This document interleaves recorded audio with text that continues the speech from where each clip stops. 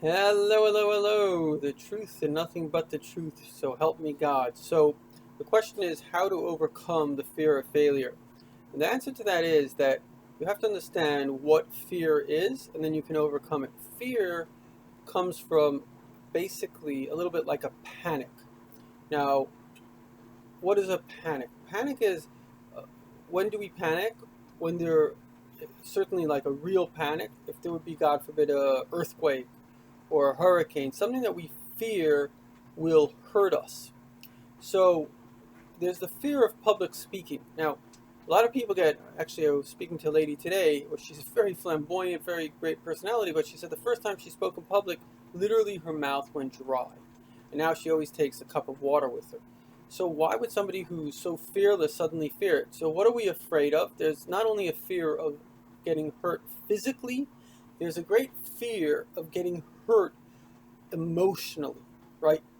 We fear shame. The fear of public speaking is greater than the fear of death. The fear of death is pretty big.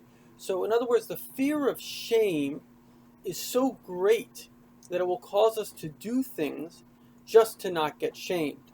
And so, even though we may fail at something, we want to succeed in it, but the fear of being shamed, the fear of that's really what the fear of public speaking is, a fear of being shamed, is so great that it prevents us.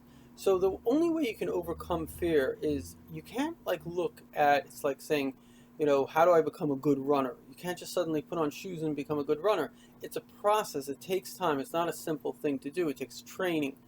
And we've said this many times, but we'll say it again. The two most important tips for overcoming fear, and again, once you overcome it in general, you'll get it specifically as well. Tip number one is you have to look at, the Baal Shem Tov says, if you can see the good and the bad will turn to good.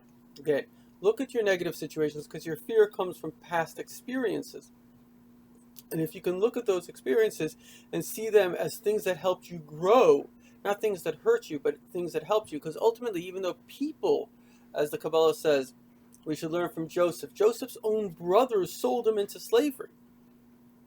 So, but he was still a very nice person. Why? Because he never believed people had power over him. He realized it was all from God. And so when you can say that everything, even though people may choose to help me or hurt me, that was actually a choice of God. And sometimes it's a gift and sometimes it's a lesson. Everything in life is either a gift or a lesson. There's nothing that isn't a gift or a lesson.